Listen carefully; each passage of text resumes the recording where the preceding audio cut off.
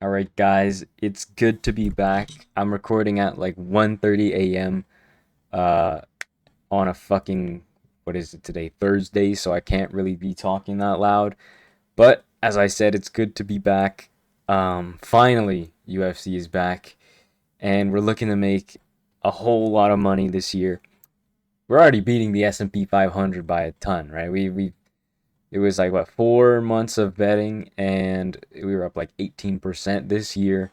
I mean, by the looks of it, we're about to make 80% of your starting money, whatever you start with.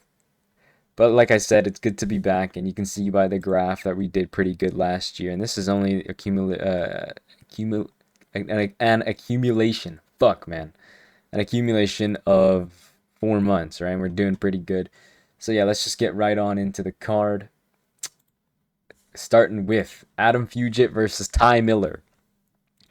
Let's just not overcomplicate this. Ty Miller is a good fighter. He's faster. Adam Fugit, whatever you want to call him. He's an old, slow fighter, and it's kind of like it's the idea that he's only here because he's only lost to the elite fighters in Islam Dulatov and Mike Malat and Michael Morales.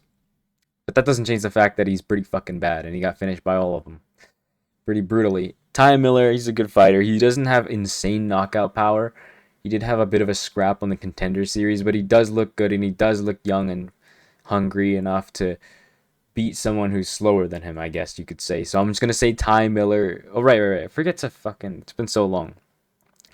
But how we do this is we do picks and predictions. A pick is what you should put money on so we can profit. Uh, and a prediction is what I think is going to happen. Let me just go back to the other page. Um, as you can see, we put 10% of our money into each bet. That's how it works. That's how we grow in an exponential form rather than a linear form. So, like I said, let's go back. Ty Miller versus Adam Fugit. I'm saying Ty Miller wins. My pick is going to be Ty Miller money line. My prediction, however, is going to be Ty Miller by decision. I don't think Adam Fugit's gonna lose that bad. Ty Miller, I think he's okay with winning a decision, where it does go to winning a fight that does go to a decision just because of the fact that he doesn't have insane power, but he does have good durability. And next we have Cameron Smotherman versus Ricky Tercios. Again, I'm not gonna overcomplicate this. I'm just gonna say Cameron Smotherman money line. That's my pick. My prediction is going to be Cameron Smotherman by decision. Ricky Tercios is not the easiest to finish, but he does get submitted every once in a while by Raul Rosas Jr. And Cameron Smotherman is a better fighter. He is younger and he's faster and he's got faster twitch and he's a better grappler. Ricky Tercios is just a scrappy guy with good durability and he's kind of quick, I guess, but he's got good power. It's about it, though. It's really all Ricky Tercios has to offer, whereas Cameron Smotherman, I actually do not think he's a bad fighter at all. I just think he's just has been dealt a bad hand throughout his career, but he's doing good, and I think he can do better in this fight. So I'm just going to say Cameron Smotherman, money line. My prediction is Cameron Smotherman by decision. Next, we have Josh Hokett versus Denzel Freeman. This is going to be my first no pick of the card. I'm just going to say Josh Hokett wins by knockout. I simply think Josh Hokett isn't completely proven at all. He hasn't fought any good fighters, whereas Denzel Freeman has, but he has lost to someone. Denzel Freeman's also a much bigger guy in terms of the reach, whereas Josh Hokett, for some reason, has pretty short arms for who he is. Josh Hokett's fast, but he doesn't really have much besides his power and his speed from what I've seen. Whereas Denzel Freeman is pretty crafty. He's a good kickboxer. He can definitely take down. He can definitely stop takedowns. So I'm just gonna say no pick for this fight. But I'm going to predict that Josh Hokett takes it by knockout. And next we have Alexander Hernandez versus Michael Johnson. I was going to give this a no pick just because Alexander Hernandez has been looking very good and Michael Johnson has looked good as well. But I'm just going to say fuck it, balls to the wall. Michael Johnson money line. I'm going to say Michael Johnson takes this by decision as my prediction, because Michael Johnson is just so much faster, and I know that Alexander Hernandez can just go around the outside and hit a one stopper shot. Uh, but Michael Johnson has very quick hands for who he is, and I think he is aware of the fact that Alexander Hernandez is going to go around the outside. I think he does know that, and I think Michael Johnson's going to adjust. He's going to work with the kicks, like he did against Zal Huber, and I simply think that Michael Johnson also has the ability to nuke someone with his speed. He's going to speed mog Alexander Hernandez, in my opinion. Uh, but I do think that this is a scary fight for Michael Johnson. I think his chin is somewhat shot. Mike and Alexander Hernandez has the opportunity to really fuck someone up whose chin is messed up. But I do believe in Michael Johnson. I've seen Alexander Hernandez beat people, but not people of the caliber of Michael Johnson's wins. I wouldn't even say Chase Hooper is as good of a win, or even Diego Ferreira is as good of a win as Daniel Hubert, in my opinion. Similar level, I guess, but I don't think it's the exact same thing. I think Michael Johnson's going to craft it up. He's a good fighter. It's probably not going to go to the ground, but if it does, I do favor Alexander Hernandez for the physicality and age gap. But I do think that it's not going to go to the ground. I think it's going to be a Michael Johnson show. It's a speed mogging, and I think he's going to come out with a good win. And next we have, oh shit, wrong fucking card. What happened? Okay, there we go. Next we have Alex Perez versus Charles Johnson. Here's the thing. Charles Johnson is 35 and he seems like a younger fighter. Alex Perez is a very good fighter. Let's just not get that wrong. But he's not as fast anymore. And Charles Johnson's getting better and he's faster. He's got better power. Alex Perez he's somewhat of a, like, I don't know, he's a gamey fighter. He will like try to box you up and he will try to mess you up, but there's nothing much else that he does besides play into his own game, whereas Charles Johnson like makes you play his own game. He will trap you, he will try to get the knockout shot, and I am kind of scared of the fact that Alex Perez does have good power, but I think Charles Johnson just has better power. So I'm just going to say Charles Johnson. If I didn't say the prediction for the last fight, I'm just going to say, sorry, Michael Johnson by money line, and I'm going to predict that he wins by decision. For this fight, Charles Johnson versus Alex Perez, I'm going to say Charles Johnson money line over Alex Perez. I think he's a better, not a better grappler, but I think he's going to be able to get up and he's going to threaten guillotines and front chokes just because of his length. And I think he's going to keep him on the outside and mess him up with this nice quick combinations and uppercuts when Alex Perez is coming in. So I'm just going to say Charles Johnson money line. I'm going to predict that he takes it by KO because fuck it, dude. Let's say Charles Johnson wins by knockout. And next we have Nikita Krylov versus Modestas Bukauskas. I was back and forth with this, and I know that Nikita Krylov is a good fighter with good wins, and he's recently been a pretty good favorite against a lot of his fighters, but I'm going to give it to Modestas Bukauskas. Modestas, I don't think he's a higher skill fighter, but I don't think that matters when Nikita Krylov's chin is completely gone. And Modestas Bukauskas is a solid enough fighter to where he does have good knockout power and he does have great kickboxing. Nikita Krylov could submit him, but I don't think that's happening. I think that it's going to be the Modestas Bukauskas show with this crafty little... I didn't even know they're the same height. I guess they are, but I think Nikita Krylov is going to have somewhat of a reach advantage. He does, actually. I think Modestas Bukauskas, however, is going to get on the inside pocket and start boxing him up, hitting some leg kicks. Maybe some nice body kicks, and I think once he touches that chin, he's going to be completely gone. And Modestas Bukauskas is going to be the fresher fighter of the two. Nikita Krylov has probably aged quite a bit from those knockout losses as of recent. So I'm going to say Modestas Bukauskas money line. I'm going to take Modestas Bukauskas to win by knockout as my prediction, though. And next we have Ateba Gautier versus Andrei Pulayev.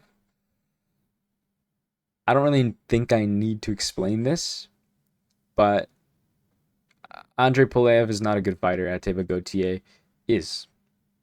Simple as that. Atiba Gauthier is patient and he's got big power, and Andre Polaev is doesn't really have much to offer besides maybe a slightly higher skill in, like, I don't even know. I'm just gonna say I've really not seen Atiba Gauthier do anything besides just nuke shots, but that's really what he's good at, and I think that Andre Polaev is gonna lose to that.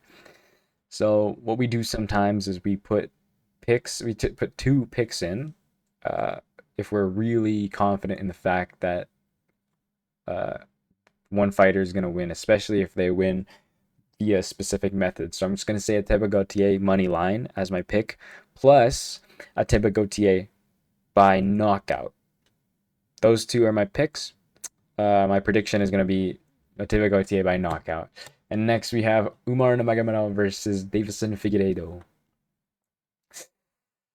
This is a pretty easy fight to predict. I think Umar is going to win this fight pretty handily. I don't think Davison Figueiredo has anything over Umar Nurmagomedov in terms of skill besides his power. I do think he has good power, but I think Umar is pretty underrated in terms of his durability. He does take a shot well, and Umar has become a smarter fighter ever since that Murad loss, and he's gotten better. He's a better grappler than Davison Figueiredo. He's got better jiu-jitsu, but I don't think Umar's a better. He's gonna threaten submissions against someone as good as Davison Figueiredo. He's gonna stay safe and just smudge him on the canvas. I don't think Umar has better power. In fact, he doesn't have great power, but Davison Figueiredo's chin is alright. So I'm just gonna give it to Umar Nurmagomedov money line and Umar Nurmagomedov by decision as my picks, and my prediction is Umar Nurmagomedov by decision. I think this is a pretty easy fight to predict. Davison's getting old. Umar's doing good. Next fight. Arnold Allen versus Gene Silva. We're going with Gene Silva. And here's why. Arnold Allen is a great fighter. He's done good. He's got great boxing. He's got, I wouldn't say natural power. I'm going to call it like aggressive power, to where he does swing hard and fast shots to get the knockouts. That's what he does. But I don't think he's naturally a better striker than Gene Silva. I think Gene Silva is quicker on the feet. He is a dumber fighter, I'll tell you that. In terms of fight IQ. But I don't think that really matters all that much when Gene Silva is going to speed mog, and he might dance around a little bit, do his little song and dance with his emotes. But I think that Arnold Allen can't capitalize. His style isn't worth it doesn't capitalize on Gene Silva's mistakes in the same way that Diego Lopez's strengths does. Right, Diego Lopez is a complete one-touch knockout guy, and he's got crafty striking, where like the spinning elbow and whatnot. Whereas Arnold Allen doesn't have much. He's quite a basic fighter. He's got good wrestling, not great wrestling compared to Gene Silva. He's got good power, not great power compared to Gene Silva. And his boxing's pretty basic. So I'm going to say Gene Silva takes it. I'm going to predict Gene Silva takes it by knockout. But I'm going to pick Gene Silva by Gene Silva money line. Because I can see Arnold Allen just durability maxing the way through the entire fight. But I do think that Gene Silva would just piece him up the whole fight. And next, speaking of piecing up the whole fight, Rose Namajunas versus Natalia Silva. Rose Namajunas is a good fighter. She's quick. That's really what she's got. She's got big pop in her hands, and she's quick. But Natalia Silva looked completely amazing in the last fight. She looked very impressive. Just completely shut down the boxing game of Alexa Grasso, former champ. Rose Namajunas, who got smudged by Erin Blanchfield, and she did win on the feet in that fight, but it just goes to show that Rose Namajunas, when she's put against adversity, doesn't really know what to do. And that's why a lot of her wins come by like knockout, or she's just winning the whole fight. So Natalia Silva, I think she can put on the pressure, really use her hands to start, you know what I mean? And Rose Namajunas, I don't think she has a completely good answer against that. So I'm just gonna say Natalia Silva. I could say decision. I'm gonna say Natalia Silva money line just to be safe. And Rose Namajunas, I'm gonna say that Natalia Silva wins it by decision as my prediction. And next we have Waldo Cortez Acosta versus Derek Lewis. I'm not gonna put a pick on this. This is pretty obvious why I'm not gonna put a pick on this. It's because Derek Lewis is Derek Lewis with the big knockout power. So is Waldo Cortez Acosta. But I will predict that Waldo wins because of the fact that he does have a good chin, and I don't think he's gonna get one shot and knockout, boom, lights out, in the same way that Derek Lewis does with a lot of other fighters. I think that if Waldo does get caught, he's gonna be able to survive and maybe start nuking Derek Lewis back, who doesn't have an amazing chin in heavyweight. But yeah, it's gonna be a fun fight. But I'm not gonna put a pick on this. And next we have Sean O'Malley versus Song Yadong. It hurts to put a pick against an Asian fighter, especially someone as the caliber of Song Yadong. I want to see him do good, but I'm gonna pick Sean O'Malley. Uh, I don't even know what to say, bro. It's just like Sean O'Malley is just he's just a better striker. I will say that Song Yadong probably does have the power, and I think that Sean O'Malley is slightly slower. But that's about it. Sean O'Malley's a more skilled striker. He can go around the outside, start hitting him, tagging him up. Song Yadong has good durability, so I don't think he's gonna get knocked out. Uh, and I don't think Song Yadong's wrestling is to the level of Marab, where his pressure plus the skill level is going to be able to take down Sean O'Malley significant or like a lot. I think Sean O'Malley is a fighter that does get up pretty well against everyone not named Marab. Um, and Sean O'Malley tagged up Piotr Yan in his fight, and he had a good fight with Marab. If you watch it back, he did do pretty good. I don't think that Song Yadong is up to those people's levels, simply. And Song Yadong lost to Corey Sandhagen, whereas Sean O'Malley, I think, destroys Corey Sandhagen. So I'm just gonna say Sean O'Malley. Should I go decision? Because I don't think he's gonna get knocked out. I'm gonna say Sean O'Malley money line plus Sean O'Malley by decision as my picks.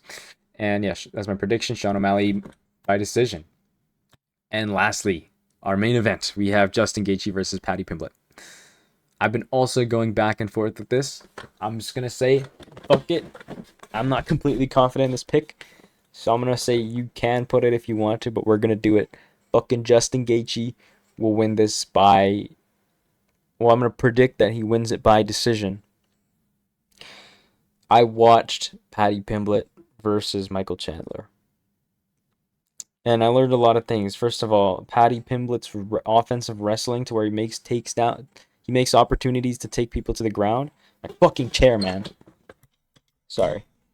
Paddy Pimblett isn't super great at that, and to where Justin Gaethje has really only fought the best wrestlers, and even with Oliveira, he really only got taken down because he got dropped. Paddy Pimblett's not dropping Justin Gaethje. People keep shitting on Justin Gaethje's chin, but he really is just because he covers up a lot. That's what he does. And I don't think that Paddy Pimblett has the striking level to compared to Justin Gaethje, where he's able to capitalize on many opportunities on the feet. I think he's a pretty basic fighter. Paddy Pimblett is on the feet. He's got leg kicks. He's got jabs. He's got knees. And he starts pouring it on when he needs to. But besides that, he's not Justin Gaethje. Justin Gaethje's more powerful. He's faster. He's got better. He's got better setups, better jabs, better everything in the hands. Maybe not kicks, but I do think that Justin Gaethje does have a better head kick. But I don't think he's gonna throw that. He's got better leg kicks for sure. Justin Gaethje. Just everything on the feet. I think Justin Gaethje does have an advantage on. I will say that Justin Gaethje's collar tie is probably not going to be a big factor in this like other fights. Justin Gaethje's collar tie is just too risky for him to get taken down. I will say if Paddy Pimblett takes down Justin Gaethje, it probably is over for that round. But I do think that Justin Gaethje is good enough to where he won't get submitted, at least quickly, by Paddy. And I think if ground and pound happens, I think Justin Gaethje is going to be able to, old man his way up. You know what I mean? And I think that Justin Gaethje and Paddy are pretty similar sizes. Probably Paddy's bigger. But that's really the physicality advantage, whereas Justin Gaethje is faster and he's able to go in, go out with his shots compared to Paddy Pimblett. I will also say that Paddy's camp or whoever his gym, I forget who the guy in his gym was, but he did lose somewhat recently, and he was kind of hyped up to be, oh, this guy's from Paddy's camp, but he wasn't all that great, and neither was Molly McCann, uh, which just tells me that Paddy Pimblett was probably a just a naturally born talented fighter, and his circumstances weren't that great in terms of his camps. Uh, yeah, like that's probably why his fighting camp, or rather just him himself, was a pretty bad striker for quite a while, compared to Justin Gaethje, who was always a good striker and just lacked in the wrestling because he never tried. Fuck, I'm tired. But yeah, like I said, Justin Gaethje, I think he has the tools to beat someone like Paddy Pimblett. I do think that Paddy Pimblett has a better chin, and his chin is going to hold up against Justin Gaethje because Justin Gaethje, I wouldn't say he completely shuts people out in one shot like that anymore. Obviously Dustin Poirier happened, but besides that, there isn't really much that happened. I think Justin Gaethje will just start piecing him up and do like the Tony Ferguson, the you know what I mean? Like really start hurting him on the feet and really start making Paddy wince at each shot. Uh, I think that Justin Gaethje still has one more title fight in him, compared to Paddy, who's definitely has title fights in the future, but just not right now. I don't think that there's anyone close to Justin Gaethje's level that Paddy's fought. It's not fucking called Michael Chandler a good fight. And plus, Michael Chandler won 2 rounds, and Michael Chandler is one of the most inaccurate fighters on the feet ever. It's pretty impressive how he manages to swing like that and know that he misses, but he still does it. Justin Gaethje is an incredibly accurate fighter, especially with power shots. He does not throw power shots to not hit. Whereas Michael Chandler, he does throw it to hit. Obviously, he's a fucking fighter, but I don't think he has the full. He definitely has way less confidence in the idea of his hit punches that are getting thrown are gonna hit compared to Justin Gaethje, who definitely has confidence in each shot at least hitting or grazing Paddy Pimblett. You know what I mean? So yeah, I'm just gonna say Justin Gaethje wins. I'm gonna pick money line Justin Gaethje. Uh, but I'm gonna say Justin Gaethje wins by decision over Paddy Pimblett. So yeah, that was UFC 324. It's glad to be back. I'm glad to be back making picks. We're gonna make this year a good one. We're gonna be super profitable, and we're just gonna be rich off of sports betting. Who doesn't fucking love that? All right. Thank you so much for watching. Bye bye.